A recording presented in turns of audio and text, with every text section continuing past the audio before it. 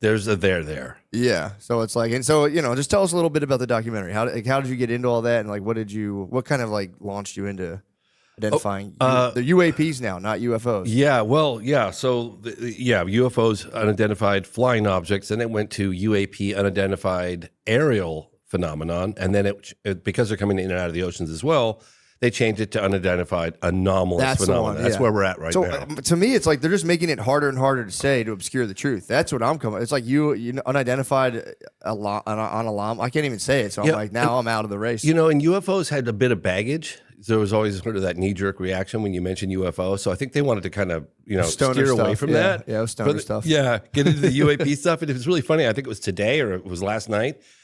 Senator Schumer, Senate Majority Leader Schumer, is being like hammered in the press. I don't know if you've seen it yet or not. And the guy's like, you don't know what it is. Therefore, it's a UAP. You wrote the legislation. Don't you remember? Like, he's like, well, we don't know what they are. Therefore, it's a UAP. But they wanted to say the word so blazed when he wrote the legislation. They want to say drones because UAP has people freaking out. Charged, yeah. And it's so funny too because they're going, well, we have absolutely no idea what it is, but everyone's fine. Everything's safe. There's nothing to worry about here. Sure. So there are just like tons of drones popping up and everyone's freaking out because nobody knows whose they are. I initially, on first look, I was like, oh, it sounds, conventional because, UAP demonstrated technology that's sort of light years advanced from anything we have. But then I started doing a little deeper dive, and I'm hearing reports that they're evading the military, radar, FLIR, they go dark. They have a loiter time of hours and hours and hours. Then the Coast Guard reported being followed over the ocean. I mean, something weird is going on. I don't know exactly what it is or who's behind it, but people are scratching their heads. That would be crazy if it truly was like an alien consciousness, but this was their like mall kiosk of them like flying around holiday toys and being like, check this out. And everyone's freaking out. Watch us freak out the humans. Look at them run. So just take us through. You don't have to obviously give the whole documentary away, but it's like, how did you get into that? And like to what depth does this whole phenomenon go? Because like you were saying, when I grew up, it was just like aliens, and you'd get a poster with black lights of an alien being like, peace, man. Right. But yeah, the more you hear about it, like they just came out of nowhere. Like the government, I feel like a couple years ago was like, oh, by the way, aliens are probably real. And everyone was just like, what the fuck? What are you guys doing right now? Yeah, well, I mean, so how that came about, I'll back up a little bit and tell you how I got into it. And I had a father who was a journalist. He was a quadriplegic with MS. And so at a very early age, I was traveling around the world with him because I was his legs, I was his chauffeur, I was his nurse, his secretary, we just traveled together. He was a mainstream journalist. We interviewed people like Stephen Hawking and race car legend Dan Gurney and just did a lot of cool stuff together. And so I had a sneak preview into journalism pretty early on in my life through my dad. And then I had a high school buddy of mine that when we graduated, we were 18 and we flew to Europe and we bought a used car, Renee Harris, and we bought a used car, drove from London down to Portugal. We were really close, man. We were like brothers. And then we parted ways for like a year or two as things done. He had different things going on, whatever. And then I, reunited with him. And he was suddenly into this whole UFO thing. And I was like, oh, God, Renee, man. Like, I remember thinking, I'm going to have to cut my best friend loose. Yeah. Like, this is really unfortunate, And he was talking about Roswell and UFO crash and alien bodies. And I honestly thought he'd lost his mind. I mean, I really did. Yeah. What year was this roughly? Probably 93. Yeah. Maybe 94, 93. You were looked at as crazy back then for it. And so anyway... I was apprenticing at a video production company, and I went into work, and I was telling my buddy Richard Van Sickle about it, and I had really looked up to. He was 10 years my senior and really professional, great guy. And I was like, oh man, my really good friend is like suddenly gone off on the deep end. He's into UFOs and aliens and spaceships that crashed in Roswell. And my buddy Richard looks at me and goes, you didn't know about Roswell? I was like, how would I know about Roswell? No, I don't know about Roswell. How would I know about Roswell? He goes, well, the government actually admitted that they did recover a fly. Really? He goes, yeah, check it out. Like, they actually admitted it. And then the very people that were involved in the cover-up came forward on camera before they died saying It was original. The original press release was correct. So I was like, oh my gosh. I started looking into it. Went to a few conferences, met a few military guys, and I was like, God, maybe there's something going on here. Mm-hmm. And so I told my dad, I was like, I was doing video production at the time, and I was doing PSAs and things of that sort. And I was like, I think I'm going to do a documentary on UFOs. And my dad was like, oh my God, please, son, don't do that. Like, he literally said it's a dead end street. There's nothing to it. You're wasting your life. Please. And not only did he was begging me, he had all of my other members, because I was born in England, of the family, writing me letters saying, your dad is very concerned about you. Oh, you were getting like English letters about it. Don't do it. That'd be a tough, just like a scolding. Just like, I've been reading Bertrand Russell's autobiography, and there's a lot of like English letters, and they're pretty. Yeah, they'll get you, man. Anyway, a stinging letter. My grandmother used to call me a rapscallion, you hooligan, you skiver, breaking into the house at all hours of the morning. Yeah, she was. So hilarious. Your whole family's my family's like, do it. Please reconsider. Your dad's very concerned, and I just was like, well, I'm of course being a Taurus, I'm a bit stubborn. And I just went all in, and I think it took me about 4 years. And I was at the end of it. I was like, I'm never doing another UFO doc ever again. But I sold it to Discovery Channel. It aired on Learning Channel, and I kind of got the last laugh. And then I got invited to Russia, and because I got invited to Russia, which I ended up going in the late '90s and meeting with generals and cosmonaut Pavel Popovich. And then I got an invitation to meet with Mercury astronaut Gordon Cooper, because I've been trying to get interviews with him on my first doc. And then all of a sudden I was like, well, I guess I'm doing another doc, because I got all these amazing interviews, and I went to Russia and stuff. And so I did another one, and that one was called Out of the Blue. And that took me 5 years. Okay. And I finished that, and I said, never again. I remember my partner was in a fetal position crying, and his wife's like, you're killing my husband. Like, stop. What was wrong with him? We were pushing each other so hard, so hard to do a good doc, right? Mm-hmm. It's like you just get to the end, and I'd been there myself. You're broken. Yeah. And so I was like, well, I guess the documentary's done, because I didn't really feel like it was where it needed to be. But we were all out of steam. We were out of money. I pushed my partner to the brink of death, and his wife was screaming at me, like, so I was like, all right. So then we sold that to NBC Universal, and it aired as a 2-hour special on the Sci-Fi Channel. And then 3 years later, I owned the rights again, and I was like, oh, I'm gonna pick this back up and make it to the film I always wanted it to be. So I spent a couple more years on Out of the Blue, and I released that as a director's cut.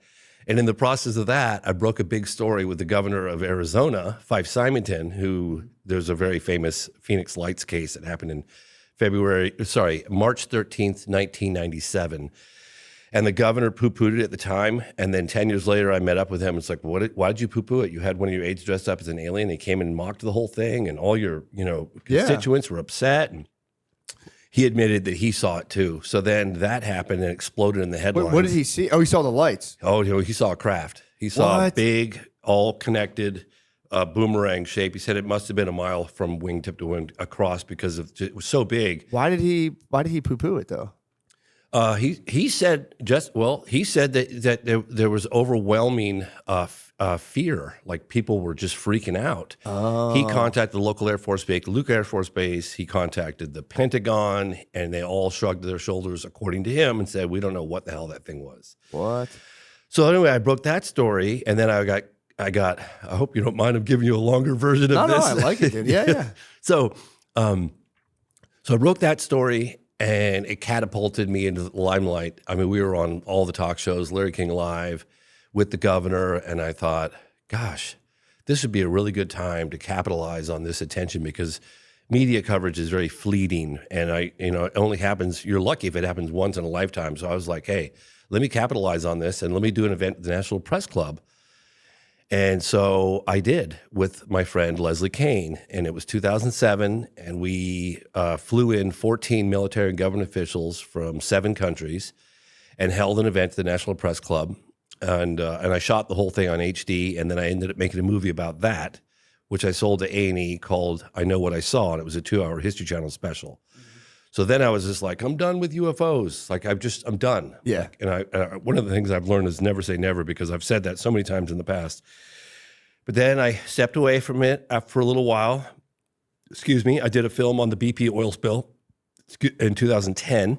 And then has that ever gotten cleaned up? Are the waters good now from that? Because I don't know what if they're gonna realize the long-term environmental impacts, because they were pumping Corexit 5,000 feet down into the oil, trying to keep it like from surfacing, because they get fined for all the surface oil. Oh, really? So if they hide it with the Corexit, which they'd never done subsea injection before, so they did that.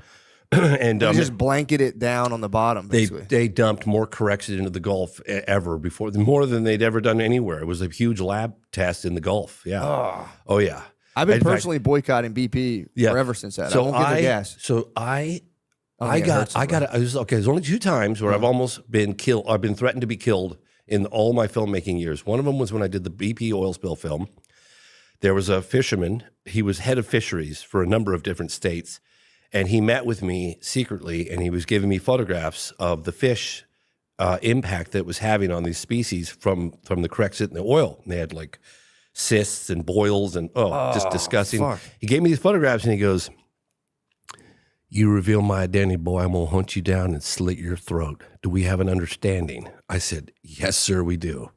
And he wasn't kidding. He was like, he goes, "Because I run the fisheries, I'm shooting myself in the foot along with a lot of other people, but I can't in good conscience let the people eat this stuff not knowing what's going on, like turn a big lab experiment." The other time I almost got shot in the face is when I was making Moment of Contact. I don't know if you ever saw that film. It's about a UFO crash in Brazil. I was there with my buddy Marco Leal for like 12 years on and off, and I made a film called Moment of Contact. It was released in 2022. Yeah, late 2022. And we tracked down a guy who'd been hiding for 26 years, who allegedly was driving the car during the second capture of a live alien. I know it sounds nuts. I'm with you. Hold on. Explain that. I don't know what you're talking about. It was a UFO crash that took place in 1996 in Varginha, Brazil. I had been looking into it for 12 years. I didn't believe it when I first heard about it. In fact, I was making my first UFO documentary, my second UFO documentary out of the blue when I heard about the crash. It happened in 96. I was making it in like 99, 2000. That's when I started. I heard about it, but I was like, that's impossible. They don't have a UFO crash and live aliens walking through the town. No way. So I took 10 years before I even, like almost 10 years before I would even, actually, it was over 10 years before I would even look into it. And then I ended up spending about 12 years. But in any case, a UFO was spotted in trouble. It was a cylindrical shape object, like a cigar. It was like a aluminum kind of shape, no wings, no visible means of propulsion. It had, according to the witnesses that I interviewed, and they're all on camera, it had a gash in the back of it, and it had sort of a white vapor coming out the backside, and it was definitely in trouble because all the people who claimed to have seen it said it was struggling to stay in the air. And then it eventually crashed. 2 days later in the town of Virginia, just a few miles away, people reported these strange creatures. And then there were 2, according to the authorities and military people, that information that had leaked out, and the researchers locally, 2 or 3 of the creatures were captured. And the second capture was involving a police officer by the name of Marco Cherez, and the driver of that car, Eric Lopes, and Eric Cherez died within a couple of weeks of touching the creature. He manhandled it and took it to the local hospital. He got a weird infection and then died. Damn, dude, really? Yeah, it's true. Hey, do I take no alien music. Sorry about that. So the only other living witness to that second capture was the driver, Eric Lopes, who's also a police officer. And he was just driving. The other guy apprehended. Yeah, he was actually on duty that night, and they were told him, be on the lookout for something strange, something real strange. They didn't say live aliens or anything like that. They just be on the lookout. We're looking for something. So he calls his buddy, Marco, who was actually off that night, Marco Cherez, and he's like, "Hey, I got this weird assignment tonight. Like they're saying there's something weird on the loose, or I don't know. You want to come with me?" So they team up. He jumps in the car. Off they go. They see it. It ran across the road in front of them, slammed the brakes on. Marco jumps out of the car, grabs the thing, puts it in the back of the car, takes it to Humanitas Hospital. What'd they say it looked like? Did they it was brown. You could look it up, Varginha creature. It had a big head, big red eyes. It had brown, oily skin, frail, weak, struggling, suffering. Yeah. All the witnesses said. And then Marco Sharizi had this like oily, greasy, he was like rubbing his body down with rubbing alcohol afterwards. And then he got this infection. We interviewed the doctors that worked on him. He died. And they couldn't explain it. They were like, they'd never seen anything like that bacteria ever. Somehow his body just had no defense against it, and he died. So the only living witness to that incident, that particular capture, is Eric Lopes. So The driver. yes, so I got in touch with the mayor. They actually interviewed the mayor of the town, this guy Verge, and he's like, "Hey, is there anything I can do to help you guys? I believe this happened. I want to get the story out. I think the world needs to know." I was like, yeah, there's something you could do. Could you help me locate this guy, Eric Lopes? He's been MIA for 26 years. What? And he was apparently driving the car. So we go to his house, really spooky, right? The guy's off the beaten path. Get to his house and, that's the creature. That's it. Jesus, man. Yep, that's it. Mm-hmm. Oh, fuck. Yep, that was witnessed in broad daylight by 3 girls, Valkyria, Liliani, and Katya. 2 of them were sisters. Broad daylight. They got within 10 feet of that creature in broad daylight. Damn. Yeah, it was crazy.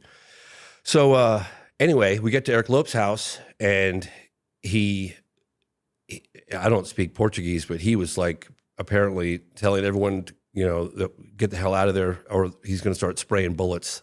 What? And he said it like 3 or 4 times. And then I looked over at the guy, the translator, and he looked at me and he was just like this.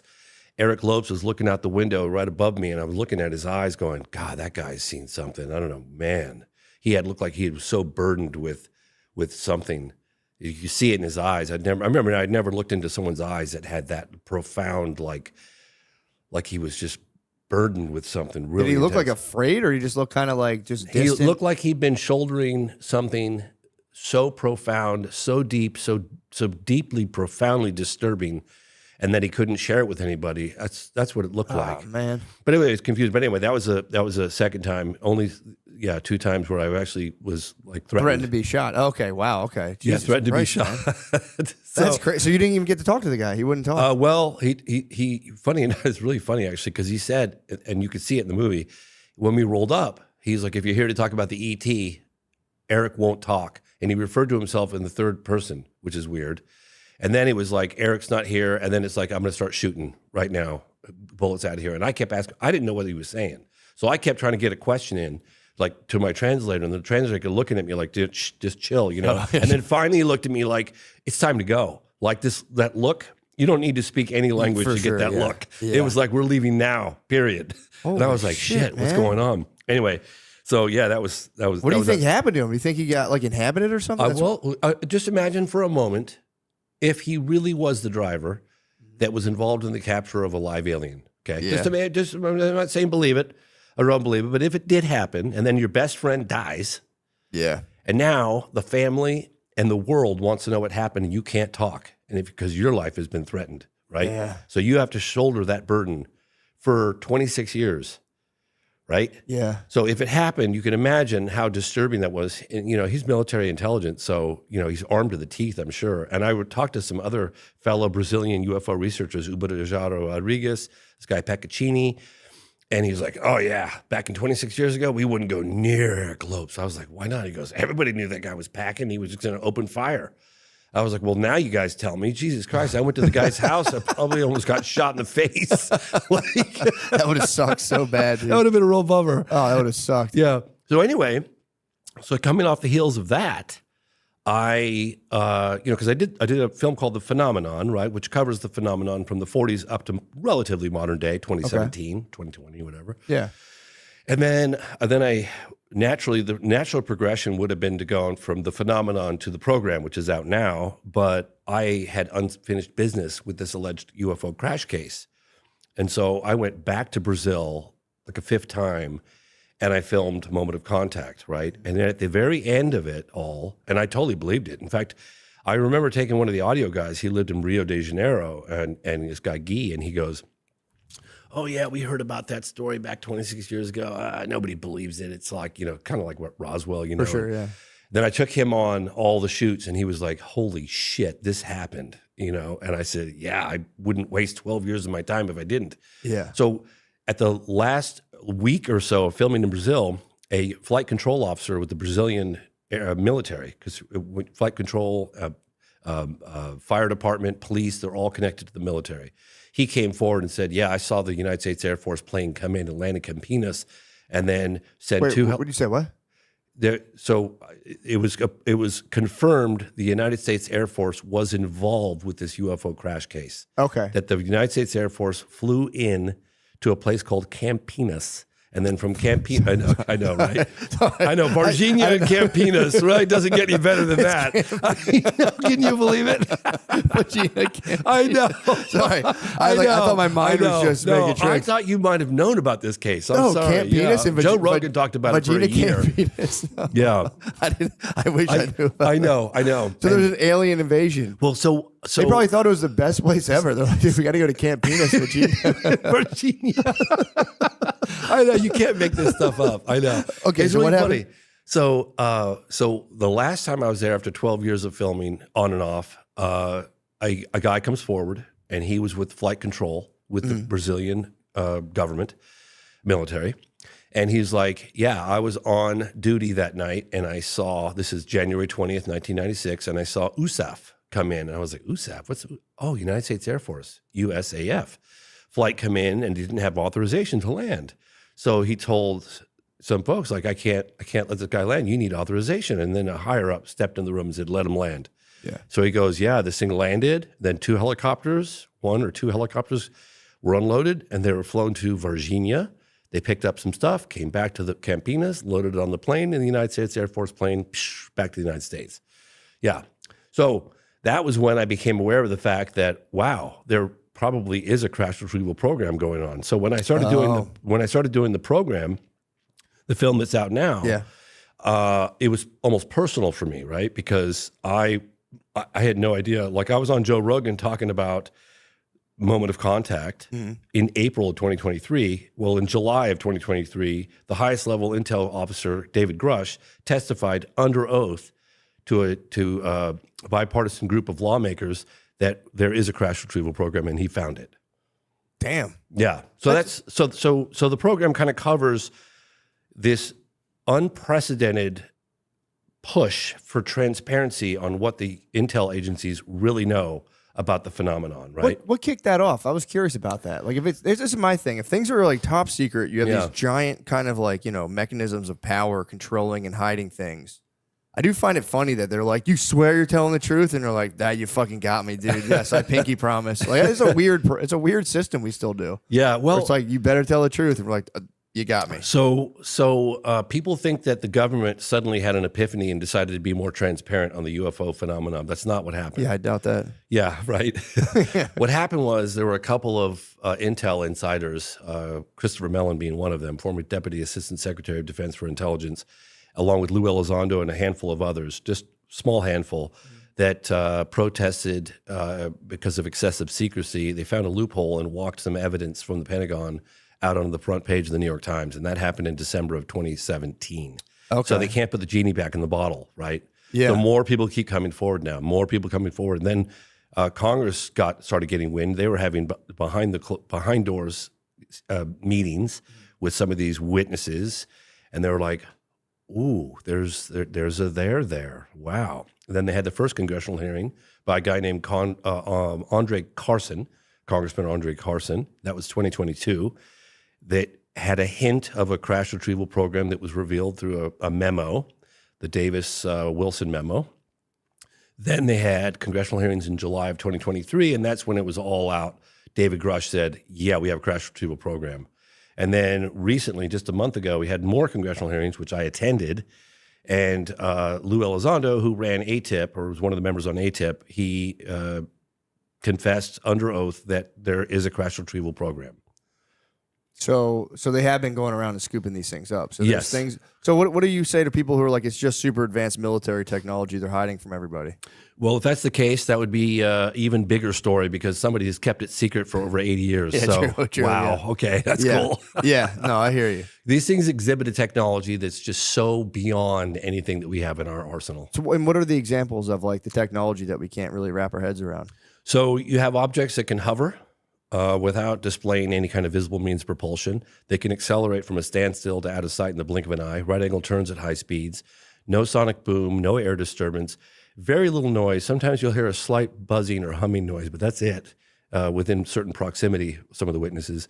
And they fly rings around our fastest jets. I mean, like, they make a mockery of our fastest jets. I mean, you could just talk to David Fravor about that, 2003 off the coast of San Diego. So, and I think the big secret is they don't know what it is. I mean, they know it's engineered, right? They know it's technological, but there's a psychic component to it as well. So it would be very difficult for any governing body to come forward and say, hey, ladies and gentlemen, my fellow Americans, it has been brought to our attention that there are structured craft of unknown origin whizzing around with impunity. They fly rings around our fastest jets, so we don't know who they are, where they come from, and if they turn out to be hostile, we have no visible means of defense against them. Thank you and good night. Yeah, true. Everyone would be like, fuck this. Everyone would be like, no! That's why right now, when they don't know what these drones are, they're calling them drones because drones is a little less scary than UAP, right? So they're calling them drones, but they're saying, you have nothing to fear, and yet we don't know what the hell they are. So that's a little strange, because how could you say what something isn't when you don't know what it is? Yeah, true. Yeah, it's also, it is deeply unsettling to be like, because, human beings just have this idea we're kind of like top dog in the universe. Yeah, so it does threaten. I mean, I feel kind of weird. Like, what do you think I have two questions. Yes. What's the telepathic element you're talking about? I'll give you an example. There's examples like this that go on for decades. But David Fravor, the encounter that took place, it's now commonly referred to as the Nimitz case. It was off the coast of San Diego in 2003. And he chased this tic-tac looking object. It had no wings, no propulsion. It could hover. It was hovering right over the ocean. He could see it down below. There was 2 military jets that saw it, got 4 people that got visual, then they picked it up on the radar, and they chased after it. And as they were close, the object was down just above the ocean surface, and it was darting around kind of like this. And Fravor said he was going to get a closer look at it at whatever altitude he was, so he started spiraling down to get a closer look at it. Jesus. And the tic-tac object starts spiraling up, so it was mimicking his movement, but backwards. So he's spiraling down, it's spiraling up, and then he decides to kind of do a maneuver and intercept it, like cut it off. He gets right at it. He goes, this is about a quarter of a mile, and he goes, that sounds kind of far away, or half a mile, whatever it is, but in flight, it's very close. Yeah. No rivets, no seams, like, what is this thing? And then he said it took off, like, impossible. Like this, it did something that's just not even possible. And then it ended up at their, it's a strategic Latin launch that's like predetermined before. I'm trying to think of the technical name they use for that. But in any case, it just showed up right at that exact tactical spot at their Latin launch. It's like, and he said he had like the hair on the back of his neck stand up straight, because that was like it. Basically, like I'm 5 steps ahead of you guys. Like, I even know where your Latin launch is, man. Yeah. So, and again, I could give you example after example. For sure. Example, that makes sense. That's just one. That's pretty crazy. Yeah. So what do you think are like the implications on like day-to-day kind of like human thinking and affairs? Say it's just like, it's out, it's proven without, any sort of doubt or whatever. It's proven that there is like life forms that just dwarf our kind of technology and understanding of the universe. What do you think that does to human beings? Think that's a good, or you think that'll like spin people out, or maybe make us be a little nicer knowing we have like other life forms watching us? I always felt that it would be a little scary, right? But that's okay. I mean, reality's reality. It's been going on for a long time. It doesn't seem to be here to hurt us, because others might argue with me on that point, but for the most part, it seems to be a fairly benign. I mean, there are other aspects of the phenomenon that one might argue is a little scary, but whatever. That's a whole nother. Well, I would argue. I would argue. Sorry, I'm going to cut you off. No, it's okay. Yeah, please. I would argue if they're that advanced, there's a huge chance they're not kind of like predacious and like, you know what I mean? Because it'd be hard to be that advanced while you're still dealing with kind of like those more animal aggressive kind of instincts. Yeah. You think it would implode like human beings? Like if we don't kind of get our kind of aggressive instincts under control, we might like blow ourselves up. Oh yeah. No, it's really funny actually. And to your point. Yeah, dude. Those, because Turks and Caicos is right near Haiti. It's right near Dominican Republic. Dominican Republic and Haiti are on one island, I think. Yeah. Bro, every time I've been to like a resort, Dominican Republic and now Turks and Caicos, you see the Haitian bros, and they're like scary, man. Like for real. Like I'm not like obviously if it's like if you're like second generation or whatever, like the dudes that come because they're coming from fucking hell, dude. Yeah. Place it's like a fallen state. You're like, cause you're like it's the Riz necessary to live on an island is crazy, dude. Everyone you see is just like Riz on 40. And you bump into a Haitian guy and they just kind of just like stare at you. Like they'll be like sitting on a pallet and you're like, hey man, what's up? And they're like, oh shit, my bad, bro. Just thinking about cutting. I was your just head trying to off. practice my Riz, dude. I'm on the island, I'm trying to like, I'm just trying to big up you, man. And like, this dude is just fucking staring at me with cat eyes, and I'm like, yo, bro, my bad. Back to sweeping up rocks in 110 degrees, I guess. That's I'm gonna go have a sugary drink. It is sad, dude. The place didn't let people tip either. Huh? It didn't let people tip at that resort. It was against the rules. You couldn't tip. So you had to like, if you did it, I wouldn't want to incriminate anybody of the force there. If you did it, you had to do it like Super low it was like a drug deal. Yeah. You had to like hide it under a plate and be like, yo, I little something under the plate, and they'd have to like take because there's like cameras and shit. If they're caught taking tips, they get fired. That's crazy. Yeah, bro. I don't understand. I mean, I the only thing I can think of is like, I guess you don't want them like hounding people for tips. Yeah. But I don't think people would, dude. I mean, that's the move. Just say don't hound them, but if you get one, Yeah, if you're annoying and people complain, but it's like, dude, if the people I heard again, I don't want to slander the place, but someone was trying to tell me they pay them $7 an hour. And Turks and Caicos is USD. And I looked it up. Yeah, dude, and eggs are $8 a dozen there. it's crazy. If you're for real, which I'm like, is it really $7 an hour? Yeah, That's crazy, that's bro. devastating. And it's fucking so hot, dude. It was 93 degrees, 75% humidity every day with like a glaring tropical sun. You're just not allowed to dip in the pool or the Hell beach. no, dude. If you get caught in the pool, polo and slack. it's like a polo and slacks or like a fucking like wedding, like a vest and like dress pants, and it's so hot. And then they're like, you couldn't slip the bro like $5-10 after the. You couldn't like put it onto the plate, which. You know, again, I don't want to get anyone in trouble. Maybe I slipped a couple Lincolns around, but that's fucking bullshit, though, man. It's like, dude, if everyone gave them at like $2 It's crazy a to day, They could leave the shit. True, that's the other thing too. They probably want to trap them in. And once they get that tip money, they might be like, "Man, fuck sweating in this shit." Yeah, just save just your tips for like a year. Get out of there. But then it's like, where are you gonna go? There's like, it's tourism. That's the main export, or whatever it is. But it's like, I looked it up. Turks and Caicos is a collection of 40 islands too. I didn't know this. I thought it was one place. It's 40 fucking. One of them's Iguana Island, which I'm like, if you're counting that one, it's kind of fucking. It's literally just nobody lives there. It's just iguanas. And you just get out, and you're like, yeah, this is pretty sick. I wonder if How all big? the iguanas went there or they moved all the iguanas there. I feel like they moved all the iguanas there out of the hotel. Just let them areas. run wild. They're just like, Maybe. all right, well, let's give the iguanas this island so they don't bother all the hotel people. I don't know, but they had a big stray cat problem. You'd be on the resort and there'd be these stray Gotta cats. call the Haitians up. True, kind of disproves the theory. Yeah. Because there was a lot, dude.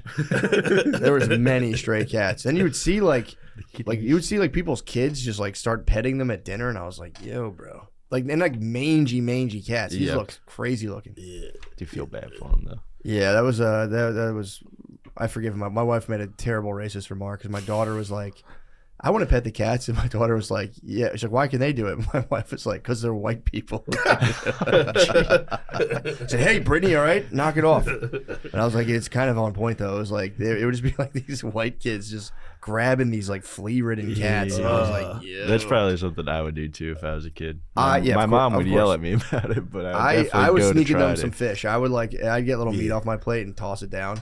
And I was doing it on the low, and Brittany was like, she was so Not don't allowed. feed Because them. they just started coming over. Don't feed the cats. I would Don't throw- tip the waiter.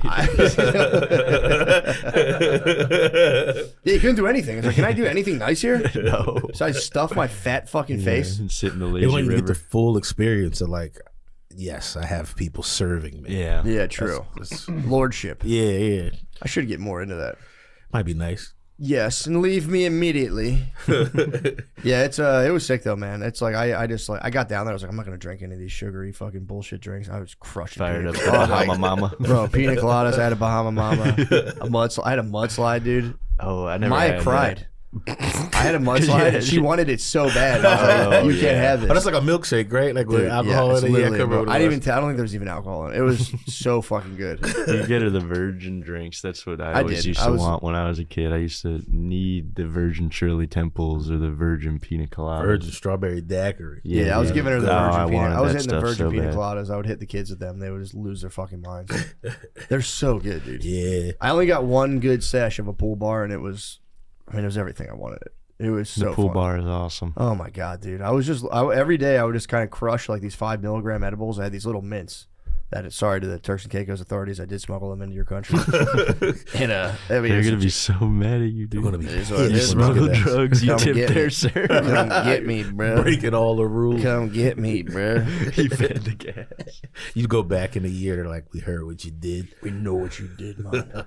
No, they're chill. They didn't give a fuck. But apparently, it's like you can't have like CBD. You can't have anything there. They say. I don't know if that's just to kind of like jam you up, but I'm not going to get into it. They didn't really check anything, thank God. But It's not an island vibe. it's kind of lame. They're like that against the fucking ganj. But they also, again, I'm not telling anyone to bring weed into Turks and Caicos, but it's pretty fucking easy if you really want to. They But probably have no idea what it is. Certain people. yeah, I mean, dude, my shit was just they were mints. So I had these little mints. I had whatever. I had the can switched up. It's just simple op. You wouldn't bring flour in there, would you? That seems terrifying. I would be too scared. I'd be shook. There was some flour there, but I won't get into it. Yeah. Maybe someone else. I don't know. I don't know what happened. Maya had it in her I tossed it in the frozen suitcase. Ma, you smoking weed again? God damn it. I told you to knock it off. Dude. But yeah, it was sick, man. I would just crush these little 5 milligram mint edibles, That's nice. smoke stogies all day, and just every meal, just pound like pina coladas. It was literally, I was absolutely in heaven. Hell yeah. Until I got back and I had a for real. It was just, I haven't spazzed this hard in public in a long time, but I almost got in a fight with an African dude in customs on the way back. And he was we were both fellow travelers. He wasn't working there.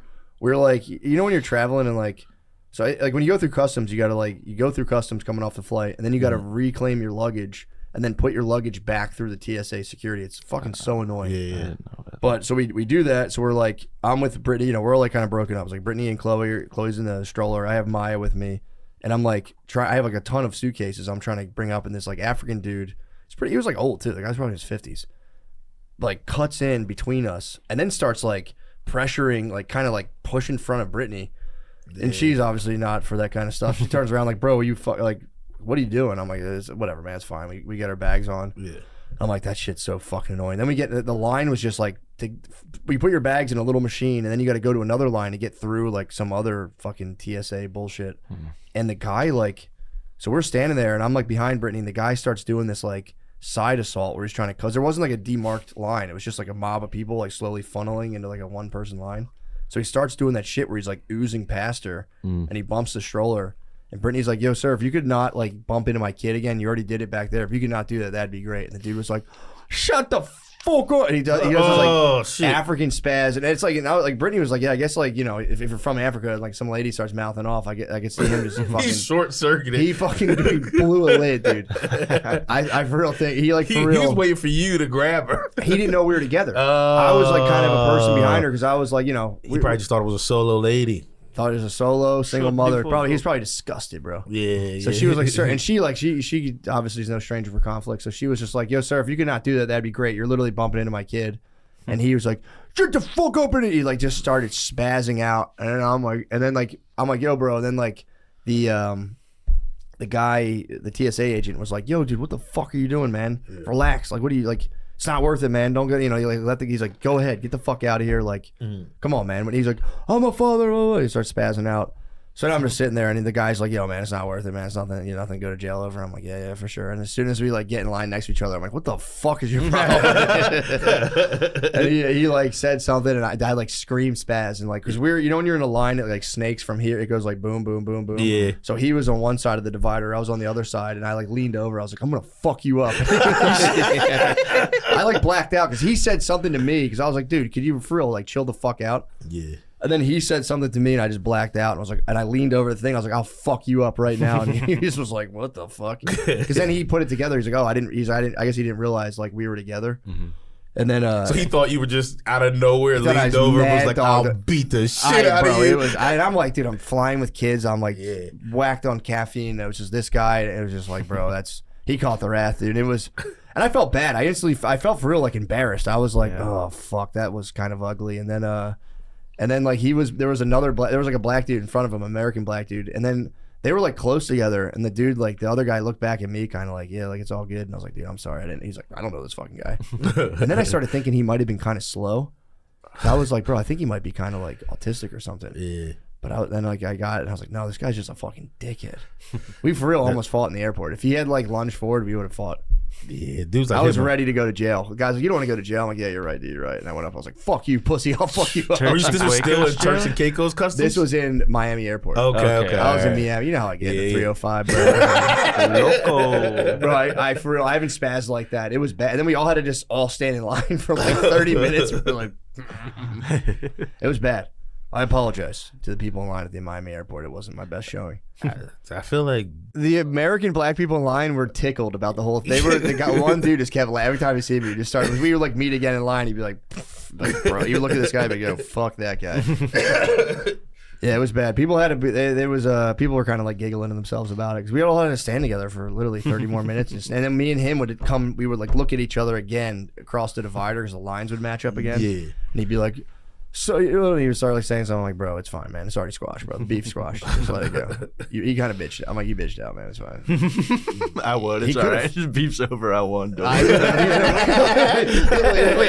literally won. Stop talking about it. Yeah, dude, just fucking get it over, bro. I basically beat your ass in the TSA. Dude. I'm very happy, honestly, though he didn't do anything because I would have went to jail. Yeah, if I get a certain level of angry, I'm not like a big badass. I'll literally black out and I just lose sense of everything going on. The guy could have like beat my ass. How he was like big? He was like a short African king. He was like a stocky, yeah, stocky, bald. He was also through it. Bit of an elder though. He was a bit of an elder, so you know. Jeans, polo, sandals. Pretty much. Pretty much. Dude. I'm picking up what you're putting down. I got a perfect mental image of this. Yeah, but now that I think about it, you don't want to fight that guy though. Exactly. Yeah. I don't know. The guy could have fucking killed me. I don't know what the hell that guy. You know, he could have hit me with some like African wrestling dude. Yeah. So he could have blow sand in your eye. Yeah, he could have hooked my eye. But yeah, it was the closest I've come to fighting an old African man, and hopefully that's the closest I ever come because it was just not a good look for anybody involved. Yeah, but especially if like a glass barrier. He literally in front of the whole crowd was like, "Fuck you" to my wife, and I was like, "Bro, I can't let that ride, bro." Yeah, especially with the kids there, like they can't have that memory. Kids were there, bro. I was like, "Can't." It was just instinctual, dude. It was funny too for the guy to be like, "Yo, bro, for real, just let it go. Don't worry." I'm like, "Oh yeah, dude, for sure. I'm already over it." Just receiving like, "Fuck you, pussy." Like classic kid in high school. Like I don't even care anymore. I don't care anymore. Then he just did it over them. Yeah. He started it. I'm not even the one. Yeah, dude. He did start it. And then we got out of line. Fuck you. I'll fuck you. Dude, it was bad. And then I like inched over to his side of the thing, and he kind of was like, "What the fuck is going on? Why is this white man so mad at me right now?" This Yakubian devil. He just did nothing. In his mind, he did nothing wrong 5 minutes ago. He just put a woman in her place. Yeah. He does that once a day. He tells a woman to shut the fuck up. At least. Will you shut the fuck up? Yeah, I can't do his voice. I'm on island time right now. He thought he was doing your job for you. He thought he was helping you. He was out. Like, "Don't raise your voice to me." He had a woman raising her voice to him in public, and he just fucking he snapped. Yeah. And then it's like I was like, "Bro, I just can't let it ride." We should all have a little more of that in us. Yeah, he's probably just like, a woman raising her voice, spaz. Shut the fuck up, bitch. This is what Lemaire was on the other day too. Was he really? No, we were talking about how we should. Never mind. We already covered it. We covered the motherfucking bases. Oh, very curious. One of Lemaire's many hot takes, dude. It was so funny. It was actually very funny. His thing about how he loves. What did he say? He loves Xbox. He loves video games and he breaks controllers all the time. So he's like, it makes sense. If you love a woman, why wouldn't you? Funniest thing ever. Lemaire also was cracking me up the other day. Remember when he was like, I don't want to be autistic. Everyone wants to be autistic, and I don't want to. But I am. Yeah, he can claim a lot of people are out here posing autism. Lemaire's got the secret sauce. Genuine article. He's got the secret sauce. Yeah, you can try to attack the Lemaire man. It's like, bro. I think it was since we were down. Was it since we were down here when he was like had the realization? I remember being with him when he was like, I'm autistic. Like he like, and this couldn't have been more than a year ago where he just it like for real hit him like, I'm actually autistic, aren't I? And it was like, wait, you're just putting that together, bro. Yeah, man. You have fucking wrestling figures in your room. Have wrestling figures. Of course you are. He knows like deep cut characters of everything he's into. It was so funny watching him be like, I'm autistic, and everybody, I think it was like me, you. I think we're at the stand. It was like me, you, Allie being like, bro. I don't think you remember this. You don't look like you remember. Probably not. No. But you were fucked up. I might have been in touch. He might have dosed me again. Yeah, he's for sure. He's kind of autistic. I vaguely remember this. He's the king of noticing things so long after everyone else has noticed them. Yeah, and that's just another prime example. I forget some other ones he said to me and you before, where he'll just notice something that everyone's been talking about for months and be like, I mean, dude, he might have the wildest takes. Yeah, every take he spits, I'll be like, dude, you want to maybe rescind that right now? You want me to delete that? That's the craziest shit I've ever heard in my life. He'll be like, no. I do kind of admire that though, how he will die on the weirdest hills. But he'll change his mind, and then he's like, well, I'm not going to say it publicly though. Like, I'm not going to tell anyone that I think I'm wrong now. He'll keep dying on it. Stubborn as a mule. But yeah, dude, the trip was sick though. Nice. I was so happy to be back, man. Yeah. Dude, it's crazy how nice America is.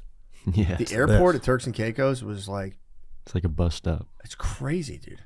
They don't have the fucking extendy things. That's what I was just about to ask. No, dude, you just got to walk out into like the blistering sun. And it's not like it was like, I get it, if you're on a little plane, it's like, yeah, you just kind of walk out. These are like full-size planes. You had to just walk into the blazing heat and then like walk up the steps. It's like, damn, you guys can't get the fucking extendy things? Was it the same planes that we like the same like Boeing and shit like that? Yeah, dude. Okay. It was like, it was like regular American Airlines. They're only like an hour from Miami. Oh, okay. Also, dude, the fucking fake ladies in Miami, it's crazy. The BBL. Dude, I'm telling you, man, there were so many women that I was like the level of artificial enhancements in women now, I've said it before, they're going to become virtually unrecognizable. Yeah. It's like that's a weird arms race for ladies to enhance themselves, and once you go over the brink, it's like you're just mutant. I mean, it's teetering now on being too close. Like, because I think I'm an all natty guy. I'm just strictly off internet shit. You know what I mean? Sure. But you see something, you're like, that's real, and it takes like way longer than it used to be like, that ass got a weird bounce to it, or like the thighs. It's like they're doing it. It's masterful. I'm for it, but I would love it to be perfected by the time my lady's like 55. Yeah, I would cop her. It's kind of their it's their whatchamacallit, like testosterone therapy. Yeah, if they can kind of just like bring their ass back up and pop those titties back out, I get it, man. You know, you can't really fault them for that. Nah, I actually want it. Yeah. I want my lady. You want the enhancements? I want her to get the enhancements.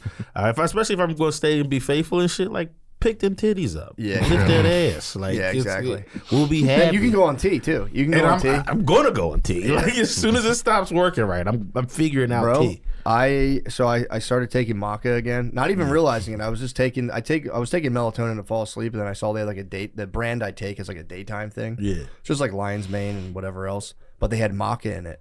And I was like, yeah, whatever. So, dude, I've been waking up bricked, dude. Oh, yeah. No, the maca is another level, dude. I was waking up bricked, like. Oh, this is new. Yeah, dude. I might have to get the maca. Bro. This maca the same shit that like maca tea and all that shit? Yeah, it's like a maca root. It's not bad for you. You take it like, they say it has a lot of iodine in it, which apparently Americans are low on iodine because they took it out of the salt. It used to be in the, if you get pink Himalayan salt or whatever, any sea salt, there's no iodine. So a lot of Americans stopped fucking with the regular table salt that did have iodine. Yeah. But if you eat out though, it's probably in all that stuff. Mm-hmm. But a lot of people have a deficiency in iodine, and then it has a lot. So if you take too much of it, for too long. They say like you can get too much iodine. But dude, if you go on it for like a couple months at a time, dude, it's crazy. I've been rocking like I didn't think I even like had anything to worry about, but like now I'm getting like my full boner back, and I'm like, yo, bro. Where you been? Hello, buddy. Yeah, it's crazy. My old friend. Yeah, it's pretty wild, dude. I suggest Maka to pretty much anybody. Yeah. And dude, again, I'll say for the record, I'm not on the T. If I was on the T, I wouldn't even be worried about Maka. But it's like, dude, it's pretty sick. When you go on T, is it like I don't even know. It was a pill popper? Are you pill popping I think T? they give you a shot. Oh, I don't like that. The problem though is I think, and again I could be wrong, but I think what a lot of those little like T centers do is they give you a readout. Yeah. And I think they tell everybody like, yeah, you got low T. No matter what. They told our one friend he had low T. Egan. Oh, that's right. Yeah. I don't know if Egan wants that out, but it's like he went to the T center. Yeah. He's probably talked about it. Yeah, I think so. But he, dude, he's a young boy too. He's a young dude. Right? He's yeah. like a young, He's stocky, like strong young man. The problem is if you don't get good sleep one night and go to a T center, your T will be low. Yeah. On the readout. But yeah, dude, I honestly wouldn't go on that stuff until you're like old and like you don't need your like reproductive system at all anymore. Because once you start, you're like I stuck. think once you start putting that shit in your body, I think you can come off of it, but it's like you're gonna get soft. It might be kind of weird. I don't know. It's like, would you want to roll those dice? I wonder what it'll feel like though to like be 45, boosting your Amazing. teeth. Probably great. But then you come off, and then you just like you can't come off ever again. Can you come off and go back? Can you go like? For can sure. you be like, you know what? I need to be like my daughter's. I guess you could. Yeah. Having a daughter, I need to be a little more sensitive. You come off the tee. She gets it back in high school. You're like, all right, I need to be ready to slap some people around, tee up again. Yeah, you probably could do that. That might be a. But I think it like fucks with your balls after a while. I think if you're on it for a while, your balls are just kind of like no good to anybody. Raisins? Huh? Raisins? Well, yeah, I think like your sperm's all fucked up. So I think you just gotta wait. I really do want to wait till I'm like 60. Yeah. Try to keep it together as much as I can, and then smash the glass and just become an absolute monster. And I'll be like disrespectful with it too. I'll take like way too much and just become an absolute monster. Just mean to people. Such a dick. I don't know. We'll see. It's tempting though, because I heard you feel like a teenager basically, from what I've heard. That'll be nice. But again, they give it to you in penis? they give it to you in pellets now. Is it pellets, not the shot? It's a shot, and the pellet is in the shot, and they're like little tiny pills. Weird. And then it over 6 months it just melts in your ass. Yo, bro, pause, dude. So it is a little pellet. It just sits in your skin. Mm-hmm. Wait, are they giving the shot directly to a butt cheek? Sometimes, or your leg. Oh shit! Yo, look, that guy's like they drew his nutsack on the back of that medical photo. Totally unnecessarily. Look at the diagram of the guy's body. His little. I don't know if it's his helmet or what. No, go to the other one. Go to the one to the right of that. Next to it. It's like the cross sectional. Yeah, they just sorry YouTube, but they showed his scrotum. His little scrotum. Why do they do that? They don't need to show that. Like we get the guy's laying on his side and he has a penis. You don't have to show his like, A little bit of balls. And that's how they proof. insert it with this thing right here. Oh man, I wouldn't even want to see that. Weird. But why it's is that helping people. better? Because you don't have to give yourself a shot. Yeah, that kind of every suck. week. Yeah. Oh, when you're on T, it's like every week you hit the doctor going, damn, forever? Mm-hmm. That stinks. So just have a doctor visit as part of the weekly. Yeah, but you get charged up. You Yeah, get I the mean, shot it's and you're definitely worth it. like, but yeah, I don't know, man. I'm really hesitant about that. Yeah. Because I feel like once you start that, it's like it'd be hard, and you might be like I could be maybe a menace, dude. If I went on T, I might be a menace. It's going to bring back like that childhood, like I'll fuck anything. Like if it, like who knows what that's like. Once you're like in a married, committed thing, like those are demons you don't even need back. Like Yeah. you just start drinking. But it's like you can get her totally enhanced, and then you just go on the sauce and just let it all just fall apart. She starts like cheating on you in Holiday Inns, and you're just out fucking like, yo, what's your name, little lady? Yeah. Come I think here you all just predicted my future. I think there's a future of many, dude. Yeah, it's my favorite place to eat breakfast, and you're really pretty. Fuck, I'm hard as hell. Celebrating my 63rd birthday by myself. I'm rock fucking hard, and I'm jacked. really Check out my wife's tits. Dude, apparently there was did you see, it was like a really weird thing to hear about. I saw it on Twitter. but there was a Bridgerton convention. You know the show Bridgerton? Yeah. It's like porno for ladies. It's just like the English society, and it's just literally just sex scenes the entire time. I think you might have fallen asleep. We were sitting next to a lady on a plane. She was sitting between us, just watching Bridgerton, and just like the sex scenes while just on a plane was crazy, insane. But dude, there was a, you know what I'm talking about? Yeah. Dude, this shit is the funniest. A bunch of ladies cosplayed as Bridgerton. they got scammed by this dude who, when they went in there, all their wait, what? Dude, this made me laugh so hard. Just a bunch of big fat ladies dressed up to go to what they thought was like a Bridgerton inspired like classy ball, and it was for some reason they're like they'll be dancing there. So they put like a bullshit buffet that ran out. And then there was a pole dancer somewhere. Yeah, true. True. Unc's back there, though. There's one Unk. Oh, there's a British Unk. He's probably cleaning up. Oh, dude. but they hired a pole dancer for some reason. So in the corner, there was just a stripper lady dancing on a pole. It was crazy, man. It was a whole like Twitter thread about it. It made me laugh so fucking hard to see a bunch of ladies show up and be like, this stinks. I was just gonna say, I guarantee the next one is gonna be dude heavy, because word's gonna get out that this was like just fat bitches who were just like trying to cosplay and shit. Yep. And next time it's gonna be like 10 women and 1,000 dudes. A bunch of just a bunch of unks dressed up. With coattails. Just gentlemen, dude. Like, milady, would you like to have this? Dude, that would be going home, pulling someone from the Bridgerton ball, and just, I mean, dude, look at that, bro. Having to hike up that giant They dress. thought, dude, that was for real. That's like a girl brain terrorist, dude. To throw the Bridgerton ball for $300 and just have like the worst buffet and just a pole dancer for no reason. Just a lady pole dancer. Yes, it was a lady pole dancer. But it's like, I feel like women are dressed up for the Bridgerton ball. They don't need to see a lady like in a bikini kind of doing pole dance. She wasn't like in blooms, like those no, big dude, blooms. No, she was just fucking. Just a lady, just like a modern day pole dancer. Clad. I'm gonna see if I can find the fucking thing. I won't find it. It was on Twitter. It made me laugh. That made my morning, man. That is nice. Yeah, dude, that was I hopefully I can pull it up. That shit made me laugh. There we go. Yeah, the food was raw. Shit. Oh, the view was probably all over it. Yeah. Yeah, let's see. They're trying. There, that's the best picture. Dude. That's the lady who just gave up on standing. The lady who sat on the floor. It was like a hotel conference.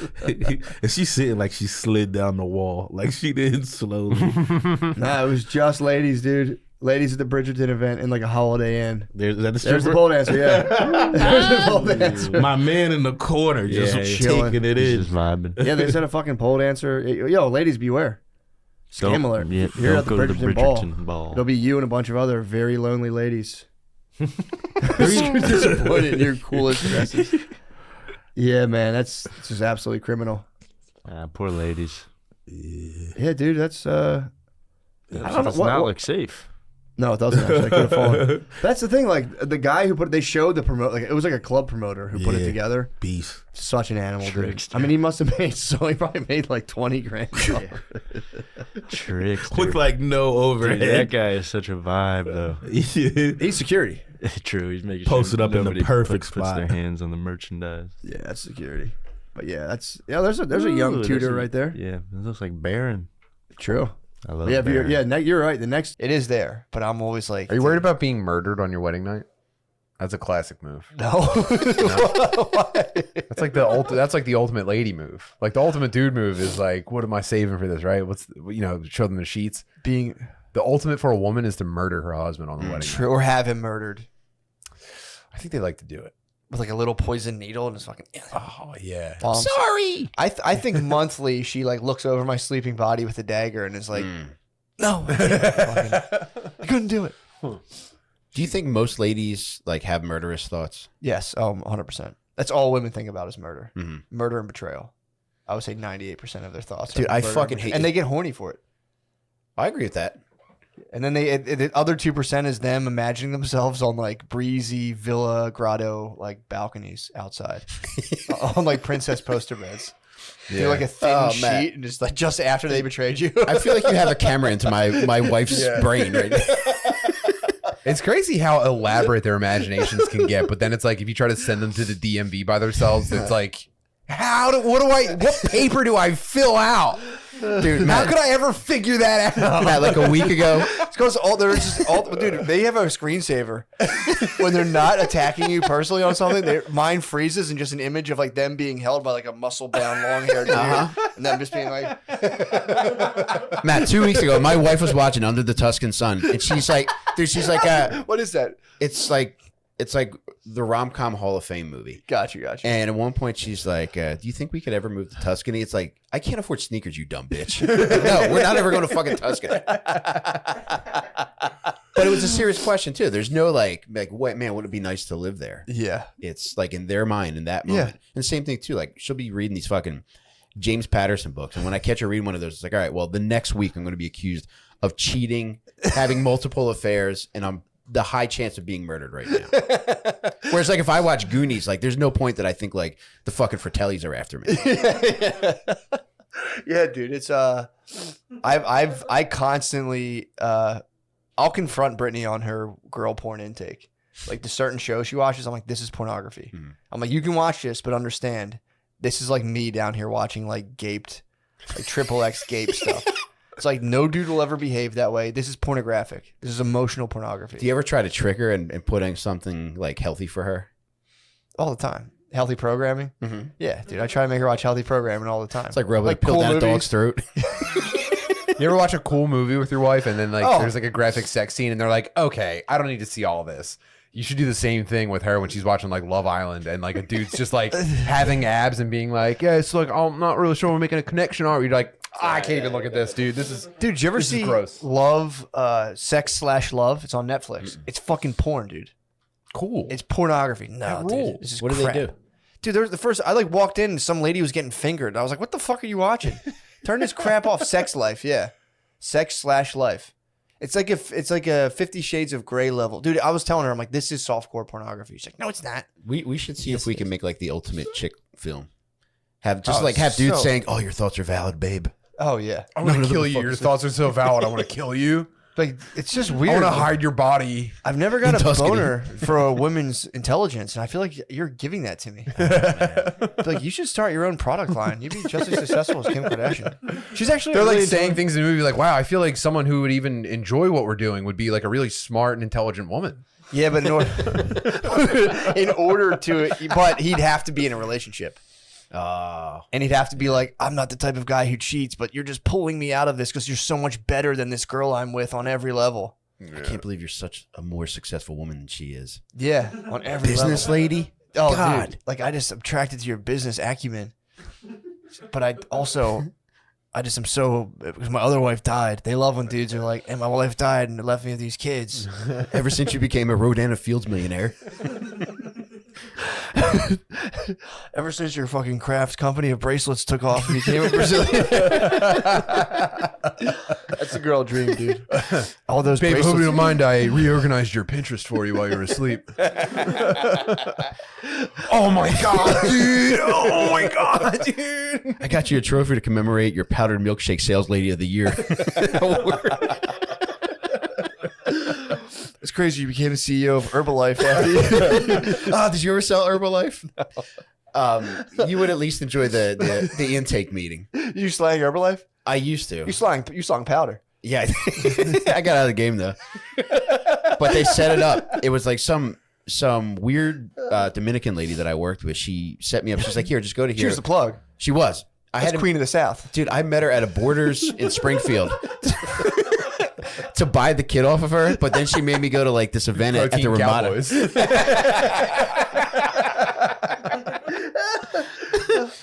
She went to the event. Yeah, it was at the Ramada down by the Philly airport. Probably a lot of fit mommies. No, Really?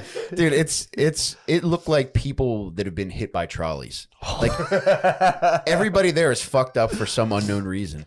And when they start the event, I brought my daughter with me, and they asked me to have her sit outside the room. What? All right, so I had her sit outside.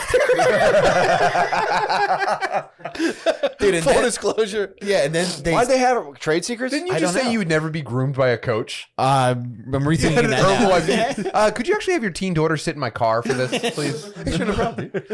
And then they start blasting, "You're simply the best," and everybody Were they there clapping like over their heads? Yeah. Wait, was it because like were they worried about her getting trades? Was she like not old enough to sign an NDA? Man. I still don't know why they, because at the time she was. Yeah, it's like nutrition. What's 2003? She was probably 4. So I had my 4-year-old daughter sit inside the conference room at Ramada while this like 45-minute presentation went on, and they start. What'd she do? What did she do? Yeah, it just sat out there.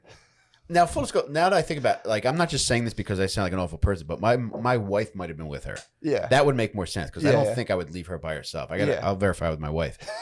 But when they start blasting the Cher song, it's like a procession of people that sell Herbalife that are also giving testimonials as to how much weight they've lost. Fuck. And then afterward, like the head guy comes up to me and all the other newbies, and they're just like talking about like all the shit they've been able to buy with their commissions and how much money we could buy. And then I had to meet the Dominican lady at Borders in Springfield to buy my kit. How's it would a normal job interview be? Your boss just flexing, like you're interviewing for like an IT job, and he's just like, "Listen, I need someone for Windows infrastructure," and it's just like, "Bro, by the way, I got a PS5, so this is a pretty sick gig." Throws his Kia keys across the table. He's like, yeah, you know. Dude, they should do that anyway. When you come in, like, we are the best. Did you ever catch you ever in a Target early enough where they're going like 1, 2, 3, yeah? Yeah, it's a Walmart thing, right? They do it in Target Do they too. do it in Target? I walked past a Target and watched them all do it, and like it kind of startled me, and they were all like, fuck. It's probably not fun when like regular people see that who aren't I might like. start doing that at work. You should get, dude. Now that I'm in management, I might start making dudes like clap and shit. You should go like Stand in a circle. You should go like Tony Robbins level every morning, just being like, and you should put on the fucking headset. I worked at a place where the guy every Monday morning would do a Monday morning sales thing, headset, and come out on the floor, Wolf of Wall Street style, and be like, "Come on, guys, dude." Nobody gave a fuck. This whole place, nobody cared. Yeah, They would do mass firings, just fire like they would be like everybody in this boardroom and be like, "Oh, you guys should all leave." Like 25 people at a time. cool. Yeah, it's pretty sick. It's high turnover, but I left. I was 3 weeks and I fucking no showed. Oh, that's the best It's way the to leave a best job, fucking man. move, dude. I I'd hate it. never give 2 weeks. I gave an email. Oh, dude, 2 weeks is bullshit, dude. Mhm. That's not Steve Jobs level, dude. If you give 2 weeks, jobs will just disappear. Never give a job 2 weeks notice. Yeah. Instantly, you vanish in mystery, and they go, "What the fuck happened?" Yeah, that's Yeah, pretty cool. I didn't know he was cool. That guy fucking rules. And then come back a month later and just go, "What? 2 months have passed?" Be like, I quit a job on the fly at Little Caesars, and I went back like 2 months later just because I had no money. And I knew, I was like, fuck, like I was calculating the hours that I would have had. I was like, I'd probably have a check for $40 in that safe. And Fair. I went back, and they're just like, no, we're not giving you a check. should be like, prove it. Prove you guys only. I'm not that $40. slick, man. So you went back to Caesars. I went back to Little Caesars to see if they had a check for me. And Did they- you buy anything? Cross to the eat? Rubicon. True. Did you buy anything? Did you? All right. Anyway, let me get like a small personal I pay. did not, man. Nice. I hated that fucking job, man. Yeah, pizza places can be, in my experience, can be. There's tough, a tough pizza job. place in the neighborhood I grew up in that I always dreamed about working at. It was so like hot and smelly, and it looked so exciting. And I love the mozzarella sticks so much. And I just like as a kid, I would daydream about like, dude, someday, dude, I'm gonna be on that fucking griddle, just chopping cheesesteaks and like one mozzarella stick at a time. Just Dude, you're Right out Little the front. Caesars material. You would have fit in great there. Caesars, yeah. Tossing. I did enjoy spitting the pizzas. That was Oh, something it was I so enjoyed. much fun, man. That was something I enjoyed, and how would you say you're pretty good at it? I was great at it. It doesn't take much. I learned literally in like maybe 3 hours. I was able to toss well, it. if Italian people can do it, True. Fair point. how hard can it be? No, I appreciate you bringing that up. That's a very fair point. Yeah. They are pretty unskilled at a lot of stuff. That's why they traditionally had to resort to a lot of murder. Violent people. Yeah, very violent people, very criminally minded bunch. Yeah, they are like chimps. True. Italian people. Oh yeah. They're like hairier chimps. You ever see a counter dude at a pizza place like flirting with people's girlfriends? That's the best. It kind of rules. I thought about that recently, dude, of like, because there are some dudes that just like, you get dudes in relationships who are just like, I'm a flirt, dude. And it's easy to find a dude who's a cheater, who's just kind of like, they all do the same stuff. They'll be like, you looking good. always grabbing people's wives and shit. You're like, dude, take care of her. You better take care of her. It's dude, it's pulsing. Every Italian You got a dude good guy. Every Italian dude acts like R. Kelly. It's fucking R word Kelly.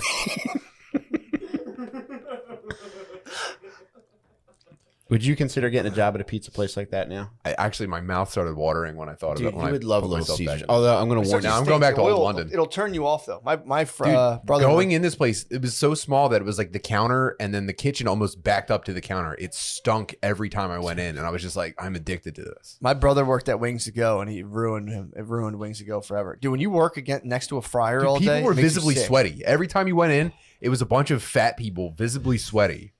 Pizza was probably so good.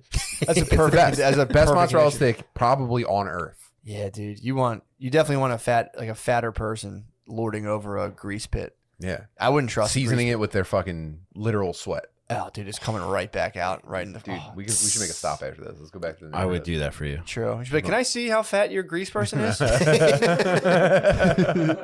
You hear him breathing before you see him. Like the last guy died last week. You're like, damn, that pizza's probably so good up until the end, dude. Yeah, right at the end. That's the Oh. ultimate. When he was like, just when all of his arteries were clogged. Yeah, that's the ultimate delicacy. That's an Italian delicacy. Is like true. day before you die, fat pizza man pizza. It's like, what was that thing in like the French cuisine when you like drown a pigeon and like put it your You head? have, you have to eat under a towel to hide from God. Yeah, dude. Jesus. Yeah. Just My leave God. the bones of like the fat grill man. Yeah, working at a place like that does change you. So it's like the fog of war sets in within a couple weeks. Yeah, I'm telling you, it takes away all the magic. When you're around like a fryer and you start like, you see like just the nasty, how much like bugs and shit is. Dude, honestly, I feel like Little Caesars is what made me racist. Really? Working there. Because there used to be a bus stop right outside of there. And it would close at like 9:30 or something. Yeah. And my buddy ran the place, so he made me the assistant manager pretty quickly just because I wasn't an absolute retard. Yeah. And I would close by myself, and at the bus stop at that time, there would be like just full of minorities, and they would come in and ask for free soda all the time. And I was too much of a pussy to say no. But it became so overwhelming that I was getting done later and later because all these minorities were coming in and asking me for free Dr. Pepper. And that's when I felt actual hate toward minorities.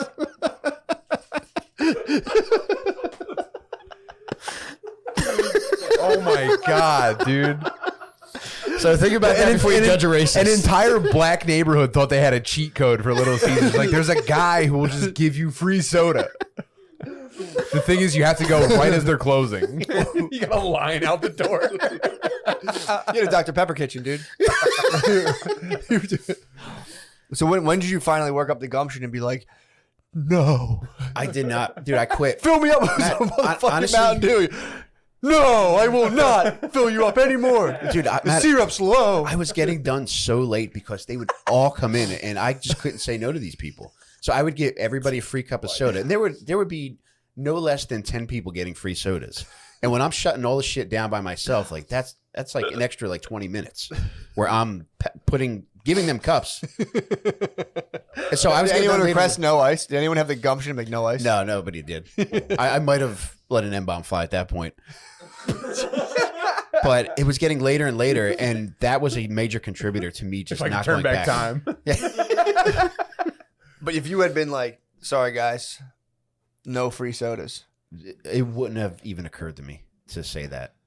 I was that big of a fucking pussy. And it just slowly built of just like, Matt, there was a guy socked his wife out front of the store one time, and I had my buddy Hoff, who was a delivery driver. As soon as I saw him sock the lady, everybody's like, "Oh my god!" And I said, "Hoff, go lock that door."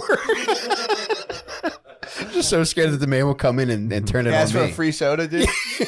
Like, man, I'm parched. I'm parched. Let's give her hell, dude. She was rope-a-doping me, dude. I need to quench my thirst with a 32-ounce Dr. Pepper, dude. People, they're just obeying their thirst, dude. You can't be mad at them. It was the voice, dude. That was the voice of fucking God being like, Sprite.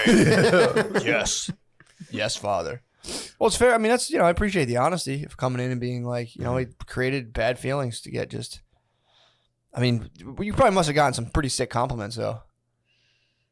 These people weren't very nice. Really? Yeah, it was maybe a thank you, like here and there, or like an exclamation of excitement more than any like compliment or anything like that. But It was bad, and I'm glad that store's not there anymore. Did you ever think? Just begrudgingly filling sodas like here. Did you ever try to think of a way to like deter them without saying no? Like, did you ever think about learning like a sleight of hand magic trick to make them run out of the store and then lock them out? Half lock that door. Is this your soda? Oh!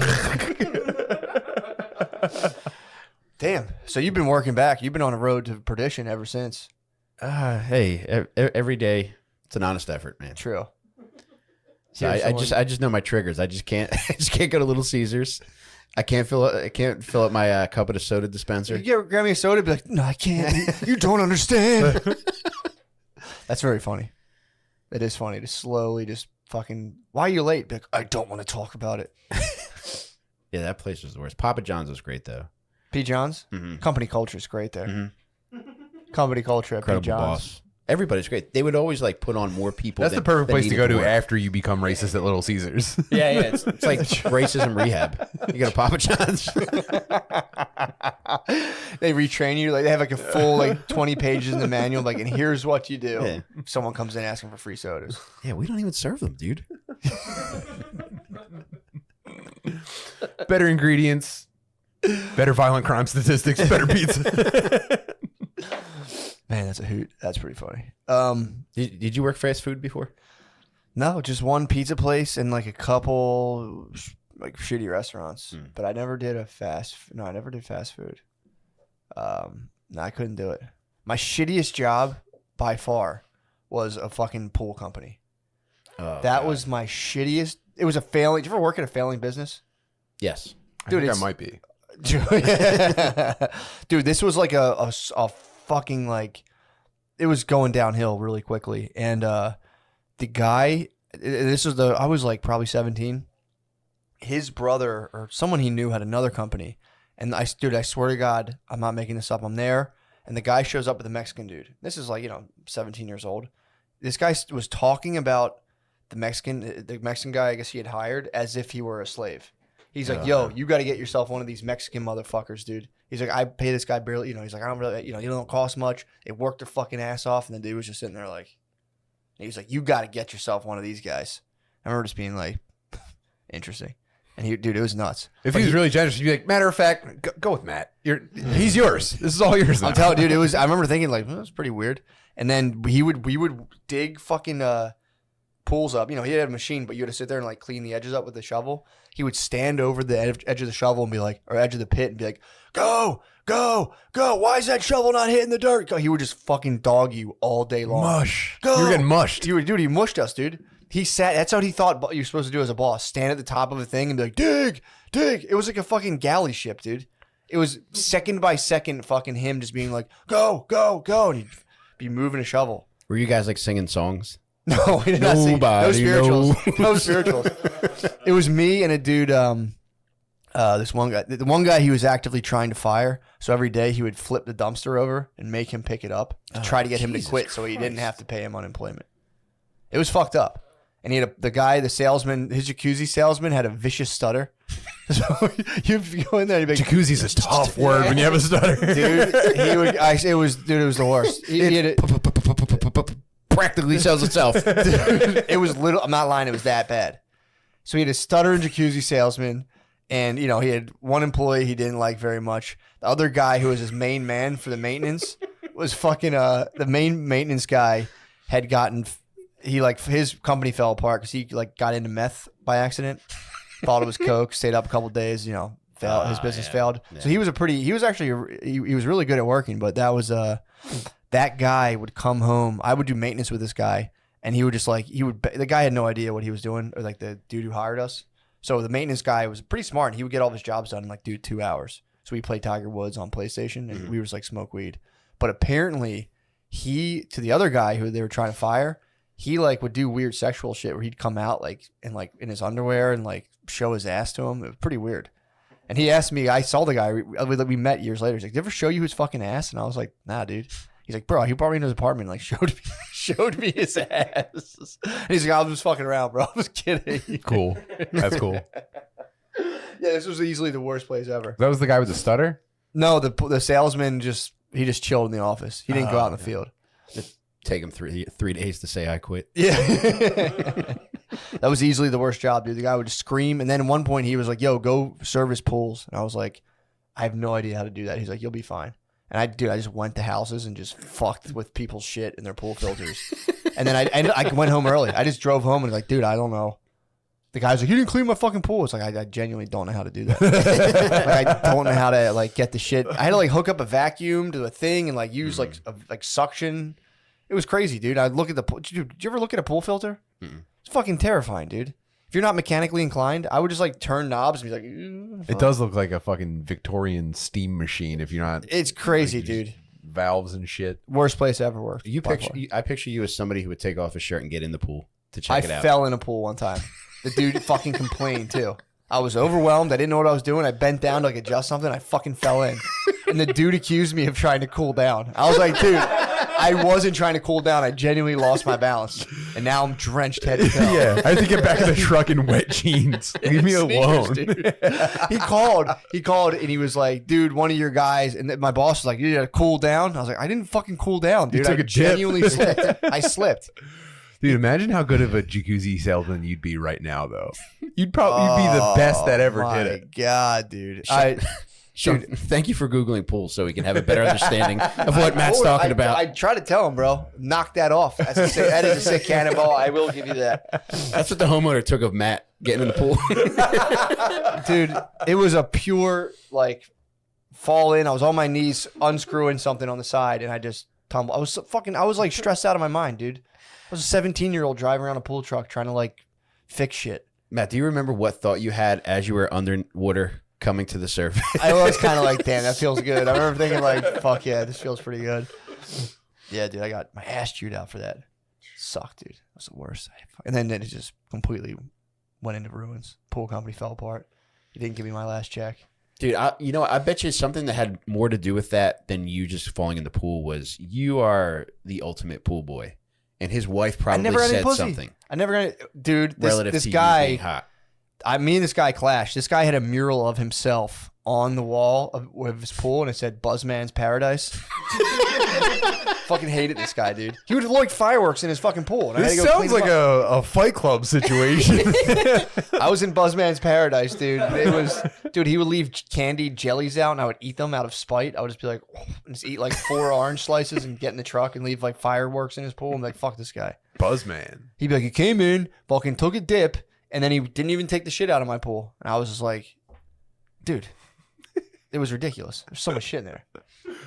He was lighting like M80s in his pool. You ever ask him where you got Buzzman from? I didn't interact How with sick this guy. were his sunglasses? Probably pretty nasty from what I remember. This dude had a nasty tiki setup. It was like this dude in like Delaware had a wicked tiki setup with a mural of himself. Buzzman's Paradise. My revenge plan. I used to go to places. I would fail personally as an employee at like a bunch of places, but then concoct like revenge plans. Mm-hmm. So like, you know, I would pillage cash registers, the places I worked at. But this, you know, this is a service thing. So my big revenge, I was going to go into Buzzman. I was very set on this. I was going to infiltrate Buzzman's Paradise because I knew when they weren't around and take all of his liquor out of his bar in his outside pool. Whoa. But that's some prank, man. That wasn't a prank. It was, dude, I hated Buzzman. He fucking called my boss on me, dude. He accused me of cooling off. I was like, I wasn't cooling off, dude. It was a sweltering day too, so my case didn't look so good. It's pretty surprising that he'd be so willing to be such a buzz kill. Oh. Well, I mean, I did step into that's like the Garden of Eden, dude. I was in Buzzman's Paradise. And I jumped in. I mean, it's probably pretty normal for him to have someone fully clothed. That was parrot head behavior. Dude, it was bullshit. So, back to the massage. What happened besides that? She squeezed your butt cheeks. That was it. And she like pulled them apart and she says, "Oh, it's so sore." So how did she know your butt was sore? I don't know. And like to me, like I interpreted that as like, do you want to get jerked off? Like, yeah, it is sore. Why don't you play around with that a little bit? Yeah, it's Did she look into your asshole like a jeweler? It was like the Eye of Sauron. That is very funny. It's so sore. I think that was a vocabulary slip up. I think she was trying to say you're so tense. You have a tense ass. Your ass is telling me you need a hand job. Did you have itchy butt that week? I did not. Oh man, Dude, that would be a great service if you can go somewhere and get a professional butt scratch when you have itchy butthole. Dude, I have canceled appointment massages because I knew my asshole wasn't clean. I have not canceled them. And yeah, you don't feel good. You got a greasy butt. There's at the place where I mentioned where I paid the 2 separate ladies, they do this thing where like they'll pull your underwear down like 4 inches so that it's like they can access the glutes. Yeah. Just like so that your underwear's just above your asshole. It's a part of your body. It needs to get massaged. Actually, a very important part of your body. I'm with you, dude. But there's times where I've been like, oh fuck, I pooped today. Yeah. And I might not have cleaned as well as I should have, and I don't want people to have to deal with that. Working people. True, if you got like a racing stripe up the back. Yeah. Yeah, I'm trying to think. I had a time when I was in Chicago with Brittany and we went to a B-Dubs, Buffalo Wild Wings, and I mistook our waitress for somebody else, and they were none too pleased. What ethnicity? They're black ladies. Okay. And Brittany went to the bathroom, and I was like, Matt describing waitresses. Are you my wife? Help me. They both had pretty elaborate like braid setups with like a different color. Mm-hmm. And I went to Brittany. I'm like, come on, give me that. And she was like, no, dude, they don't look the same at all. And I was like, well, she's pretty pissed at me right now. So you might want to get out of here. You don't want to be associated with my ilk. Maybe if they don't want people getting confused, they'd have different baskets on their heads. She got me, and again, I was just like, dude, I was so pissed. I was like, God damn it, not again. Yeah, people are gonna think I'm an asshole. To be fair, though, I remember kind of being like, come on, man, you guys, one of you can have that. You can't be both rocking that, or just be like, that makes sense. Yeah, I get confused all the time. Yeah, can one of you wear a cast? I feel so bad for you guys. I've never even had a racist thought before. I'll give you some of mine. You've never been stuck at the fucking just filling up Mountain Dews, dude. Not even. I guess there, but for the grace of God, Dude, that's like filling up sodas for minorities who are holding up your time. It's like racism recharging. Oh, Mike, your eyes just go white. It's a Duracell white power battery. God damn. There's actually one I wanted to talk to you guys about. I figured you guys, I'm going to say something. I want you guys to chip in with some entertaining banner, maybe something insightful. Yeah, let's do it. That'd be great. No. So I was at the playground. I was actually excited to talk to you guys about this. I was at the playground and I saw a young girl was on a bicycle. Some people do bullshit shit in the playground. We're like, she's just pedaling around a bicycle, and the other kids somehow got their hands on like a clothesline, like a fucking 25-foot length of rope. And we're like playing almost like Tom Sawyerish, not crack the whip, but they're all just running through this playground with like this long drawn out rope. And the girls on the bike, dude, got literally clotheslined off her bike. They ran and the girl's like, and then his fucking fat, like right on her back. Cool. Dude, so my question to you is, have you ever seen any kind of nasty carnage with kids at playgrounds as such? That was pretty, for me, I was like, that was a pretty nasty carnage. And I was like, damn. Yeah, to me, nothing. I've seen like a lot of other bike shit because at a park where I used to live, there was a basketball court where older kids would fuck with younger kids on bikes. Nice. And I think I just have like a thing for kids getting hurt on bikes. So I guess I'd be fair to say I'm a convicted pedophile. What do you think, Tim? We should wrap this up. Now, dude, I think the most fucked up kid thing I saw, there was a kid in my neighborhood who had his dad built him a ramp, and my wife and I were going for a walk, and he was riding his bike off of the ramp, and he fell off of it, and he landed like his chin hit the ground first, and that was the most fucked up thing. Like there was no like tricks involved, yeah, but it was just he really fucking ate it hard. Did he go off the top of the ramp or try to bitch out off the side? No, he went off the top, but he just didn't yank his bike up. I don't know what you're supposed to do with the bike, but yeah, it wasn't what he's supposed to bunny do. hop. True, you gotta pull up and then just hear that electric guitar go in your head. Yeah. So he just drove off of a bike ramp. Yeah, he just heard it too. Yeah, you got to catch it. That's like part of catching air. Some people aren't built for the air. Catching air. What's the most air you probably caught, you think? I'm not an air catcher, man. Never. I was always terrified of getting hurt. Like anything I did, like my mom would tell me I was going to get hurt. Yeah. So I You've never never caught tried air? anything. I can't recall any. What? When I was like 15, I got soaps. Remember soaps? What's that? Yeah. The wheels. The grinding. No, not wheelies. Yeah, soaps. You could Soaps. grind stuff. I'm sorry, Heelys. Yeah, I got soaps. They had a plastic plate in the middle of the foot on the bottom, so you could grind. You just run and grind. Oh, that's pretty cool. Yeah, What'd you grind? Any rails or big hit curb? slide. the edge of the big kid sliding board, dude. I mean, it's Did you bragging. Did you go from the top of the? Bro, come on, man. I went from the awning above the slide, jumped down. What? Loudest piece of metal in the world. Would you do like a Fuck 50 yeah, 50 50? dude. Did you do like a 50 50 God, grind? dude. What kind of grind would you say you did? 50 50 Yeah, soul 50 grind? 50. I mean, you could get pretty fucked up and twist one ankle around. Look at that dude. Damn, that guy's nasty as hell. Yeah. Yeah, soaps are sick. We had a guy who had soaps in our high school and he would grind the chalkboard. It's pretty nasty. Yeah. Oh, dude, we would get up to some shit in school.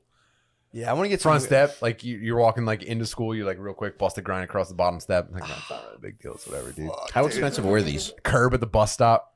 How Did you expensive wax were the they? curb? Yeah. I remember saving up. for some soaps. Yeah. Yeah, I need to get.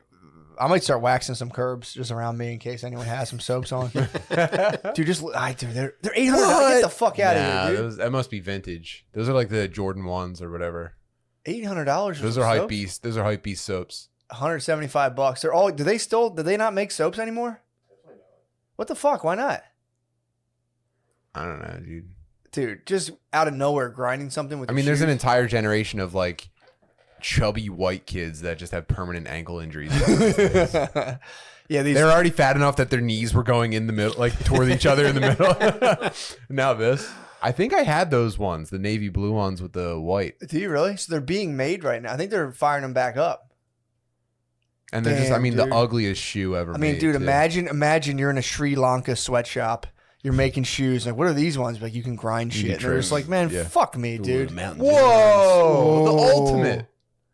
Fuck, man. Yeah, dude. Damn. Dude, those are dead kid shoes. That's what they put on you in the casket. How much are those? That's 79. $79. Dude. What size do they go up to? They got a 12 and a half. Those got to be bootleg. Those are probably Valley dues.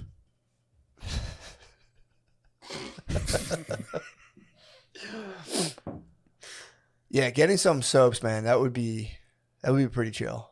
Just to grind shit again. I didn't even know they existed. I mean, kids your guys' age just are too busy fucking kissing each other to get pussy. You guys could be fucking grinding. You guys have never soaped in your You guys lives. could be Well, grinding. they are grinding, but not our type of grinding. True. Just fucking dry humping. Have you guys ever like at your parties? You guys, when you guys go to parties with your friends your age, you guys like ever just like dry hump each other or like grind to music?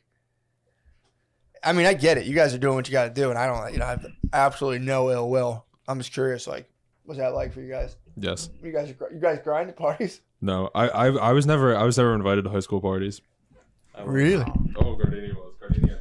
I went to a lot of high school parties. But Really? I never Last grinded. year. But I never grinded on any boys You never whine for them? or girls. Really? No, I just chilled. No, you look like you were definitely hot in eighth One grade, time dude. I got a dry hand job in the bathroom. Boys' room or girls' room? Sears. It was a family bathroom. It was a household, so there's no gender. It was an all gender bathroom. Nice. Damn, dude. Noah, what's up? Why didn't you go to parties in high school? What the hell? I wasn't invited to them. Why? What the hell? Were you bad? No, I just didn't have many friends. That's fair. That's it. That happens. I went to one time. Girl was just like fingering herself on the couch, just in What? front of everybody. It was insane. It really Damn. blew my mind, and That like must- no one was acknowledging it. Like seriously, like it was crazy. Like no one was acknowledging it, and I was just kind of like walking around. And then I looked, and she was just like on the couch, like fingering herself. And I was like, "Is anybody else like seeing what's happening right now?" But like no one was around me. Imagine how vicious the rumors were about her if she was Oh, my openly God. fingering herself and everyone ignored her. Bro, it was insane. It Dude, blew my mind. True. Noah's going in circles on his heelys. That sucks too. Like you're not getting invited to parties. You go to one. You're Just like, so you what guys the know, fuck? I didn't actually fuck my stepdad. Oh my god, I'm gonna squirt. Yeah, that would happen. There was girls who were just. I mean, I understand the move. You're in high school and you just like blow like 5 dudes in one night. Yeah. Get some clout. That'd be pretty cool. You get some clout. There was always girls in high school who'd be like, yo, she blew like 7 dudes Oh yeah, we had a girl last on night. the ski trip that I couldn't afford to go on, but apparently on the ski trip, this girl It's a skeet trip, dude. yeah, dude. she had apparently she had a bunch of dudes asking. Let me for- see it, dude. Let me see it. Hit me with it. Yeah, tell a story like that. Yeah. Let me see it. Let me see it. You see that, dude? You want some, dude? Let me get that. Oh! I'll give you a wiener, dude. I snuck the wiener. Yeah, I'll do it again. Eat it.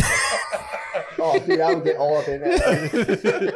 I'm like, fuck that. Yeah, we had a girl who ate a bunch of free soda dudes' butts on the ski trip. Yeah. What's free soda dudes? What are free soda dudes?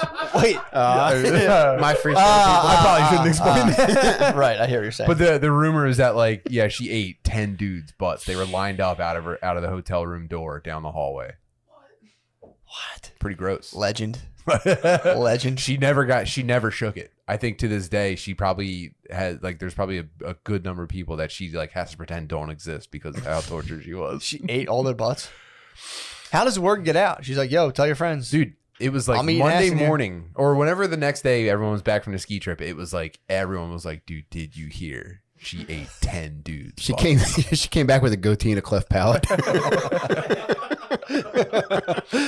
It is funny on the ski trip. Just free soda dudes' butts, by the way, not just 10. Yeah. Well, imagine though. bags. Okay, so imagine, you know, you're a young African American. You're on the ski trip, and it's like, yo, there's some lady just eating black asses. Isn't that gay And though? you're on the slopes. You're just breaking. They think it's gay. Nah, dude. Not if you're with all your boys. You have Not if you're with all your boys. no If you're with the insight into squad- black sexuality. Yeah, if you're with all the squad. Like getting your butt. Anything related to the butt Bro. in black sexuality is gay. No black dude has ever fucked without bringing a friend. Oh, I agree That's with that. never happened. Yeah. But they just their balls could be fucking making pizzas with one another. Yeah. But as long as there's no asshole play, they're good. I think was it just ass eating? She was probably blowing people and stuff. There's Um, no way she was just eating ass. Who knows? Those dudes are asking for some blowjobs, dude. Yeah, that's what I'm thinking. Anyone would. If Or you figure by like the 6th dude, she probably had a pretty good clip going, you know? I mean, she's probably eating the butt pretty good. Yeah. just fucking the 9th dude be like, oh, fuck, bitch, eat my ass. Oh, fuck, bitch. Man, That's a funny rumor. that's tough. I mean, It was tough, dude. It was tough to witness. did she have like a recent breakup? She was trying to get back at a guy or something? No, I That's a think good she get was back. like very Christian. She had a very Christian family. So what, That's what Mother. That's probably very Mother happened- Teresa of her, dude. She probably did. That's MT, dude. That's deep Calcutta stuff. all ye my children, dude. She wearing her ski boots, just rocking back and forth in her ski boots. Fucking. It's Calcumma. That's so funny. So yeah, How was your what probably weekend? happened was that she probably did a little bit of rebelling. Yeah. Got away from her Christian parents for a weekend, and one person that didn't like her found out about it and was just like 10. It was 10 butts she ate.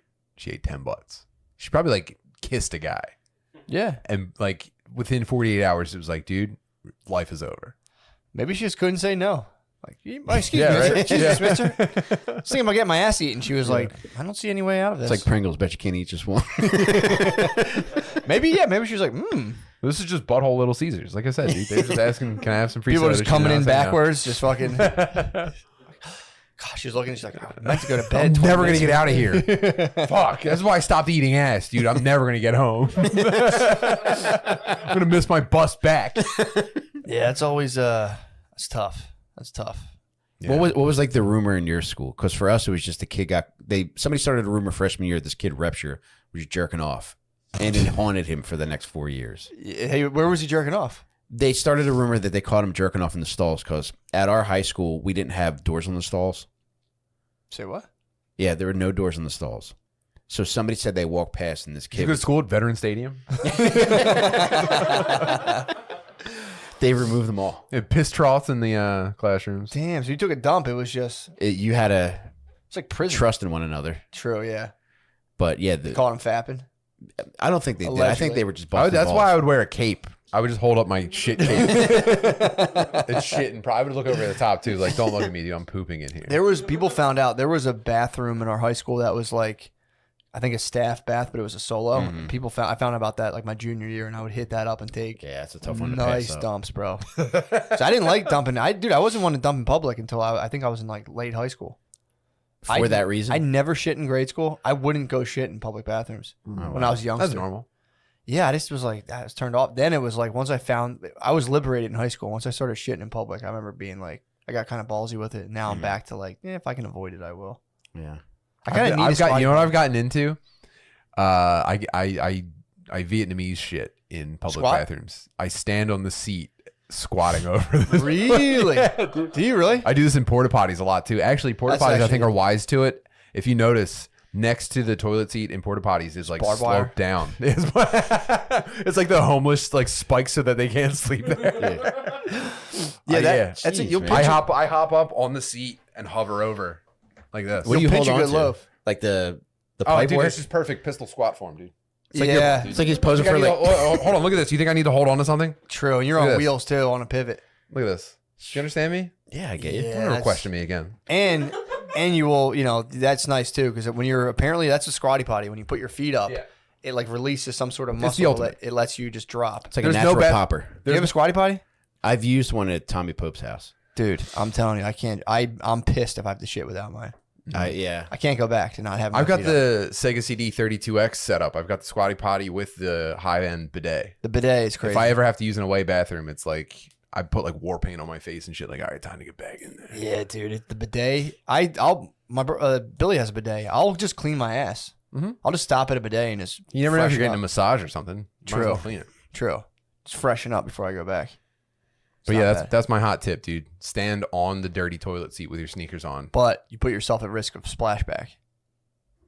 No, you know what the trick for splashback is? Stand up as you drop. A layer of toilet paper on the surface of the water. Oh, Jesus, dude. Bro, come on, man. yeah. I've gotten splashback from a porta potty and it's haunted me, dude.